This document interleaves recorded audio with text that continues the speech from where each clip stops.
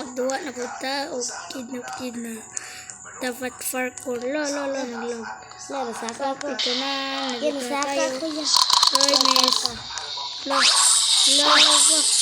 Police lava, guys. Patay.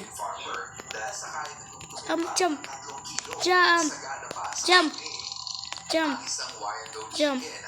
Guys, tumalon lang. Dito tayo. Yung kaibigan natin buhay dito. Yung kaibigan natin yung lalaki doon ay naiwan. Tunay. Naiwan. Jump na tayo.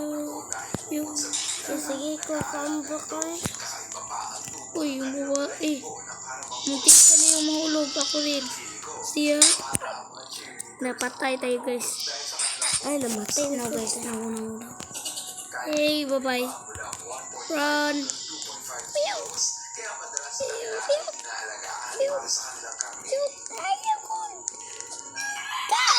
Ayaw mo. Kaulaw. Kaya ko. Mataga. Yay! Malapit ako. Dito ka taga. Buo ko mga pangyayon. Yan, madaghan ang kwarta, no? Natalo ako. Yan ko, gamit. Natusok ako eh. Yan, sige, ampa. Alam, matusok ka tayo sa talim. Saka matusok yatin dyan. Kung matusok tayo.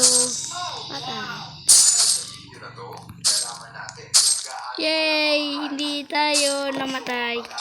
Ito na tayo. Jump. Bakla na tayo. Ito mo jump. Nahihilo na ako. Narito. Saan yung CS ito? Nye. Fire pala. Ito.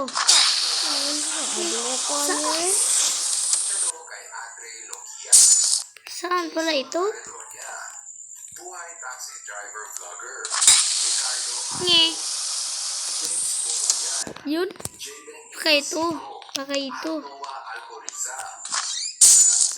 Yay. Uy. Ito mukha itong kutsara. Yay. Nandito na ako. Drop.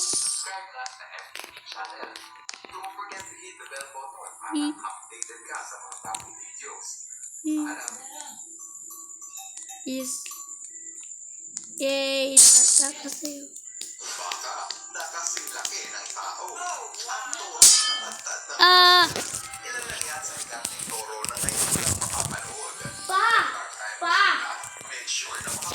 Tawag mo mama. Hey, tinawag ko lang papa niya. Pasensya. Tinawag ko lang yung papa ko. Number 1, Belgian Blue. Sa unang tingin, aakalain mo na ang bakang ito ay sinaksakan ng steroid or body-enhancing drugs. Kung tutusin, ang ganitong pangangatawan ay normal lamang sa kanilang ang katawan nito ay puno ng muscle Namatay. fibers o gene mutation, kaya ito nagkaroon ng double muscling. Ang Belgian Blue ay nagmula sa bansang Belgium noong 1960. Pagkatapos ito, doon lang tayo. Matapos doon sa malayo na. Kung ikukumpara sa buto ng karaniwang baka, yun nga lang, 20% na mas malaki ang kanilang muscle. Yay! Ordinaryong klase ng baka. Munti ka na tayo dito. Dito tumalon. Dapat punta tayo doon. Okay. Dito. Yung ito, ang bisik. Madali na pala eh.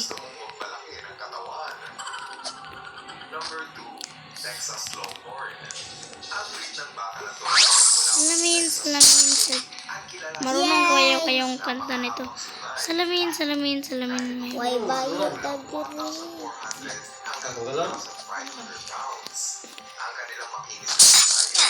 May pa. Nge. Merong patalim para sa baba. Iiyak.